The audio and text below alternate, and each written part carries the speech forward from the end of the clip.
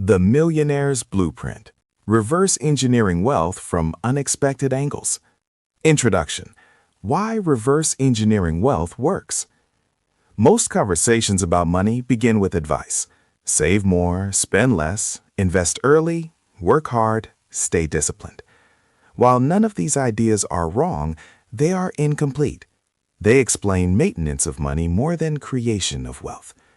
When you reverse engineer the lives and decisions of millionaires, a different picture emerges, one that is far less linear, far more strategic, and often counterintuitive. Reverse engineering wealth means starting from the end result and tracing backward to uncover the structures, decisions, habits, and environments that made that outcome inevitable. Instead of asking, "What steps should I follow?" you ask, "What conditions were present when wealth emerged?" This shift in perspective reveals patterns that traditional financial advice often ignores. Many millionaires did not have perfect plans, they had frameworks. They did not rely solely on discipline, they relied on design. They structured their lives, businesses, and investments so that success was not dependent on constant motivation or heroic effort. Wealth, in their case, became a byproduct of systems operating over time. This audiobook explores those systems from unexpected angles. It is not about copying another person's journey, but about understanding the architecture beneath it. Each chapter dissects a core principle, illustrates it with realistic case studies, and uses simple mental images to lock the ideas into place. By the end, you will not just think differently about money, you will think differently about decisions, time, risk, and opportunity. Chapter 1. The Leverage Principle. Wealth is built on multipliers, not hours. Understanding leverage at its core. Leverage is the ability to generate disproportionate results from a fixed amount of effort. When reverse engineering wealth, leverage appears again and again as a foundational element. Millionaires do not rely on effort alone. They rely on effort multiplied by systems. Most people are trained to equate productivity with hours worked. This mindset is reinforced by hourly wages, salaries, and performance reviews. However, hours are finite. No matter how motivated or skilled you are, there are only so many hours you can work in a day. Leverage breaks this limitation. It allows one action to create value repeatedly without requiring your constant presence. The four dominant forms of leverage are labor leverage, building teams, delegating execution; capital leverage, using money to amplify returns; technology leverage, automation, software, platforms; media leverage, content, brands, and audiences that scale. Case study: the quiet software millionaire. Daniel worked as an IT analyst for a mid-sized firm. His days were filled with repetitive tasks: manual data cleanup, report generation, and system checks. Instead of seeing this as drudgery, Daniel saw a pattern. He noticed that many small businesses struggled with the same inefficiencies. Over 2 years, Daniel built a simple cloud-based tool that automated reporting for non-technical managers. He launched quietly, charging a modest subscription fee. Early adoption was slow, but feedback was strong. Each improvement made the product more valuable. 5 years later, Daniel's software served thousands of customers. His income was no longer tied to hours worked. The leverage came from technology doing the work once done manually. How to apply this principle? Applying leverage requires a shift from urgency to architecture. Most people remain trapped in non-leveraged work because it produces immediate results, even if those results are small. The goal here is not speed, but sustainability and scale. Conduct a leverage audit. Over a 2-week period, write down every recurring task you perform. Highlight tasks that repeat weekly or monthly. These are prime candidates for leverage. Ask whether the task can be automated with software, delegated to someone else, or transformed into a system. Choose one leverage path at a time. Trying to use all forms of leverage simultaneously leads to confusion. If you are a professional, start with technology leverage. If you run a business, focus on labor leverage. If you are creative, begin with media leverage. Master one before layering others. Build assets, not just outputs. Shift your focus from tasks to assets. A spreadsheet that updates automatically, a training document for staff, or a piece of content that attracts customers repeatedly are all assets. Ask after every project, will this still create value next year? Expect delayed rewards. Leverage compounds quietly. Early phases feel inefficient because effort precedes reward. Commit to a minimum time frame, 6 months to 2 years, before evaluating results. Most people quit before leverage activates. Reinvest leverage gains. When leverage begins producing results, resist the urge to consume all the benefits. Reinvest time, money, or attention back into expanding the system. This feedback loop is how small leverage turns into exponential outcomes. Illustration. Imagine pushing a boulder up a hill every day. That is labor without leverage. Now imagine building a pulley system that allows the boulder to move with minimal effort. The pulley is leverage. Wealth is built by those who build pulleys. Chapter 2. Asymmetric bets. Winning big by risking small. The nature of asymmetry. An asymmetric bet is one where potential upside vastly outweighs potential downside. When you reverse engineer millionaire outcomes, you discover that many fortunes were created not through consistent small wins, but through a handful of outsized successes. Traditional financial paths often look safe, but are asymmetric in the wrong direction. Limited upside with unlimited downside. A job may offer stability, but raises are capped, while inflation, layoffs, and burnout are constant threats. Millionaires seek the Opposite structure. Case study. The angel investor's mindset. Aisha allocated a small portion of her income to early-stage investments. She assumed most would fail. Her goal was not accuracy, it was exposure. When one logistics startup succeeded beyond expectations, it compensated for all previous losses many times over. Aisha's wealth was not built by avoiding risk, but by containing it. How to apply this principle? Asymmetric thinking is less about boldness and more about structure. The objective is not to gamble, but to design situations where failure is survivable and success is transformative. Define acceptable loss up front. Before committing to any opportunity, decide what you are willing to lose: money, time, or reputation. Write this down. If the downside exceeds this limit, the opportunity is misaligned. Pursue uncapped upside. Prioritize opportunities where success is not constrained by fixed compensation. Equity, royalties, ownership, and scalable products all offer asymmetric upside. Increase the number of small bets. Asymmetry improves with volume. Instead of betting everything on one idea, place multiple small bets across different opportunities. Probability favors exposure, not perfection. Detach identity from outcomes. Emotional attachment distorts judgment. Treat each bet as an experiment. Losses are data points, not verdicts on intelligence or worth. Review outcomes objectively. Periodically analyze which bets worked and why. Improve your selection criteria, but do not abandon the strategy because of short-term losses. Illustration. Picture a dartboard. Most darts miss the bullseye, but one hit scores more than all the misses combined. Asymmetric thinkers aim for the board, not perfection. Chapter 3. Systems over goals, the wealth engine nobody talks about. Why goals are overrated. Goals provide direction, but they are temporary. Once achieved, they lose relevance. Systems, however, endure. Reverse engineering wealth shows that sustainable success from repeatable processes. Systems govern how opportunities are evaluated, how money is reinvested, how skills are developed, how decisions are made under stress. Case study: the rental property system. Carlos did not start with a vision of owning dozens of properties.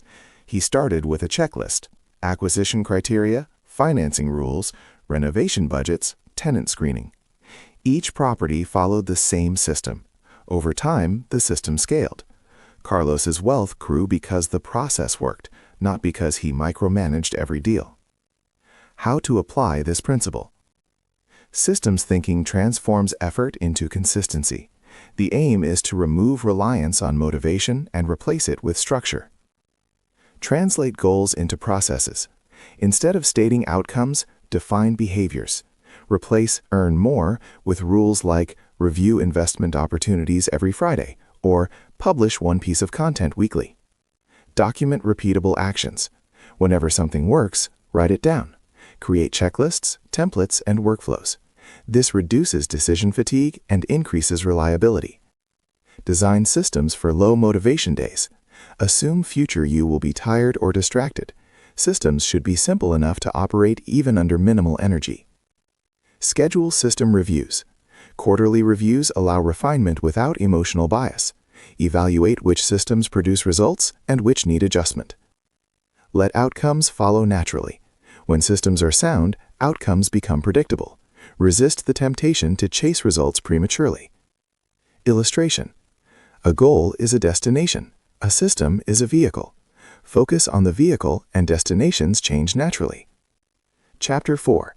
Psychological Capital, the asset you can't see on a balance sheet. The inner game of wealth. Psychological capital includes emotional regulation, long-term thinking, and tolerance for uncertainty. Reverse engineering wealth reveals that many financial failures are psychological, not technical. Case study: The Calm Investor. Helen experienced multiple market crashes. While others panicked, she followed pre-written rules. Her ability to stay calm under pressure allowed her to buy assets at discounted prices. How to apply this principle? Psychological capital is built deliberately. Without it, financial strategies collapse under pressure. Create decision rules in calm states. Write rules for stressful scenarios, market drops, business setbacks, or uncertainty. Follow these rules regardless of emotion. Practice emotional distancing. Train yourself to observe outcomes without judgment. Ask what happened, not why you failed. Strengthen patience muscles. Deliberately delay gratification in small ways, waiting before purchases or responses. This builds long-term discipline. Protect mental health fundamentals. Sleep, exercise, and nutrition are not luxuries. They are stabilizers for financial judgment. Build reflection habits. Regular journaling or review sessions help process emotions before they influence decisions. Illustration. Think of a ship in a storm. The strongest hull matters less than the calmness of the captain. Chapter 5. Information arbitrage, profiting from what others overlook. Seeing sideways. Information arbitrage occurs when you notice gaps before they close. This requires curiosity and local awareness more than genius. Case study: The Regional Opportunity. Grace noticed underserved senior housing demand in her area. While others chased trends, she solved a quiet problem. Years later, institutional investors validated her insight. How to apply this principle? Information arbitrage rewards curiosity and observation. Observe recurring problems. Pay attention to complaints in your workplace, community, or industry. Problems that persist usually indicate opportunity. Track emerging patterns. Notice second-order effects. What new needs arise as trends grow? Act before consensus. Validation often marks the end of opportunity. Early action carries uncertainty but higher upside. Leverage local insight. Local knowledge often outperforms broad trends. You see nuances outsiders miss. Continuously update information. Stay adaptive. Arbitrage disappears as information spreads. Illustration. Opportunity often whispers before it shouts. Chapter 7. Ownership beats income. Why assets matter more than paychecks. The ownership mindset. Income sustains lifestyle. Ownership builds wealth. Reverse engineering Millionaires shows a consistent shift from earning to owning. Case study: The Equity Consultant. Mark accepted equity in lieu of higher fees. Over time, these stakes compounded beyond any salary increase. How to apply this principle? Ownership shifts financial trajectory from linear to exponential. Prioritize ownership opportunities. When possible, choose equity, profit sharing, or asset accumulation over higher immediate pay. Start small but intentional. Ownership does not require massive capital. Begin with manageable assets. Reinvest consistently. Direct cash flow back into assets rather than consumption. Think in decades. Ownership rewards patience. Short-term volatility matters less than long-term control. Protect ownership stakes. Understand contracts, rights, and governance. Illustration. Income is harvested. Assets are planted. Chapter 7. Time arbitrage. Letting others quit before you win. The power of patience. Time arbitrage exploits long horizons. Many people abandon efforts before compounding takes effect. Case study. The long-term creator. Nina built an educational platform slowly. When demand surged, she already owned trust and distribution. How to apply this principle? Time arbitrage favors those willing to wait. Select long-horizon projects. Choose paths where results appear slowly but grow steadily. Redefine progress metrics. Measure consistency, not outcomes early on. Commit publicly or structurally. Create accountability that prevents quitting. Avoid premature pivots. Evaluate changes based on evidence, not impatience. Trust compounding. Time amplifies both effort and advantage. Illustration: compounding rewards those who stay. Chapter 8. Network effects. Wealth multiplies in connected environments. Proximity as strategy. Networks shape opportunity flow. Millionaires are intentional about where they spend time. Case study: the strategic circle. James joined a small founder network. One connection led to a life-changing exit. How to apply this principle? Networks determine opportunity flow. Choose environments intentionally. Attend rooms where growth is normal. Provide value consistently. Contribution builds trust. Build peer relationships. Growth accelerates among equals. Maintain reliability. Follow-through strengthens reputation. Nurture long-term connections. Networks compound over time. Illustration: opportunity travels through people. Chapter 9. Lifestyle design. Energy is the real currency. Protecting the asset. Millionaires design lives that reduce friction. Energy preserved becomes creativity and clarity. Case study: the simplifier. Olivia streamlined her life. Fewer decisions meant better ones. How to apply this principle? Energy management underpins sustained wealth creation. Audit commitments. Remove obligations that drain energy without return. Simplify decision-making. Automate recurring choices. Design daily rhythms. Structure days around peak energy. Protect focus blocks. Deep work fuels high-quality output. Recover intentionally. Rest is strategic, not indulgent. Illustration: energy leaks limit wealth. Chapter 10. The blueprint in action. Designing your wealth architecture. Integration. Wealth emerges from aligned principles working together. There is no single path, only sound architecture. Final illustration. A blueprint does not guarantee beauty, but without one, collapse is likely. Conclusion. Think backward, build forward. When you reverse engineer wealth, you stop chasing tactics and start designing outcomes. Wealth becomes structured, intentional, and repeatable. This is the Millionaire's Blueprint.